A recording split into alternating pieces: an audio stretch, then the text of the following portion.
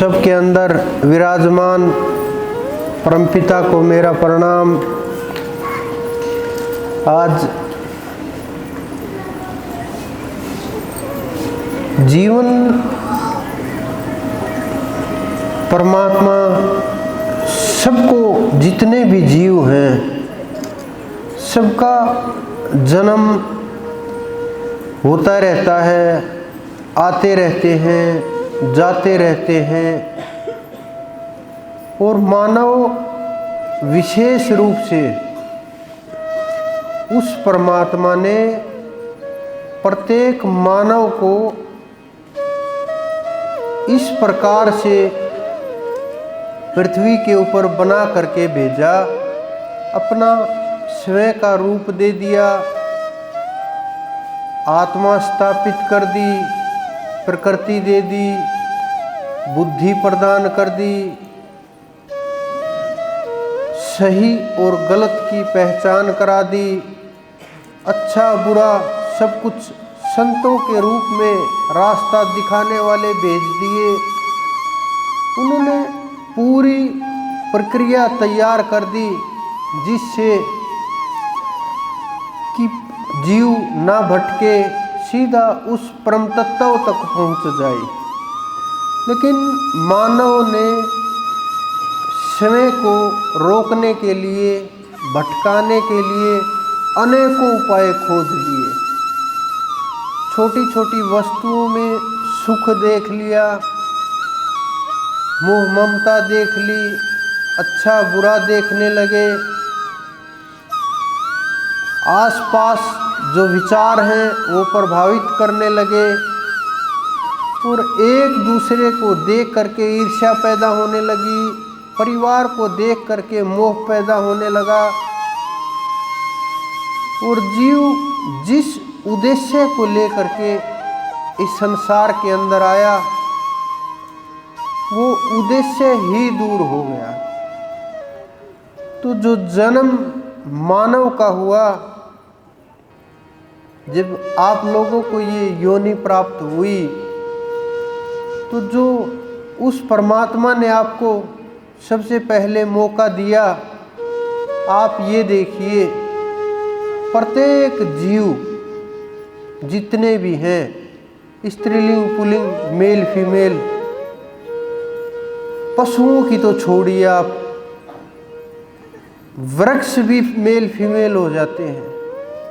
बहुत से वृक्ष, जैसे पपीते का देखिए आप, और भी बहुत से वृक्ष हैं जो मेल फीमेल को अनुभव करते हैं। क्या हम भी बस उतने मात्र से सीमित हो जाएं? क्या जीव बस उतना सा देख करके संतुष्ट हो जाए कि हाँ, हमारा जीवन इतना है, खुश हो गए कुछ पल के लिए? लेकिन ये जो खुशी है, जो परमात्मा ने मानव का जन्म दिया, और इसका अगर हम लाभ उठाते हैं तो जीवन एकदम से बदल जाएगा, परिवर्तन आने शुरू हो जाएंगे, आप स्वयं अनुभव करने लगोगे। और जब इसका लाभ ही नहीं लिया, अगर हम जैसे आए थे वैसे ही अगर हम चले जाएंगे, तो मानव बनने का क्या लाभ होगा? क्यों आए फिर हम इस धरा के ऊपर? इससे अच्छा तो भोग योनियों में चले जाते, कुछ कर्म तो हल्के हो जाते। हम इस कर्म करने वाली योनि के अंदर आए हैं। कोई भी जीव जो मानव बना दिया, वो कमज़ोर नहीं रहा किसी भी तरीके से, किसी भी प्रकार से। लेकिन आप लोग, हम लोग अपने आप को, स्वयं को उस परमात्मा से बहुत दूर लेकर के चले गए, और उस परमात्मा की तरफ नज़दीकता विचार भी नहीं है। विचार जो है वो संसार के हैं, भ्रम के हैं, भूल के हैं। और इस संसार के अंदर जो क्योंकि जिसको हम ढूंढ रहे हैं, जिसकी तलाश कर रहे हैं, किसी भी माध्यम से, किसी भी पद्धति से, क्योंकि संसार के अंदर हजारों पद्धतियां हैं परमात्मा को पाने की, किसी भी पद्धति से अगर हम प्रयास कर रहे हैं, उस ओर चल रहे हैं, लेकिन चल नहीं पा रहे हैं। क्यों? क्योंकि हमने अपने आप को शरीर मान लिया कि ये शरीर मैं हूँ, और आत्मा को बिल्कुल भुला दिया, आत्मा से दूर चले गए।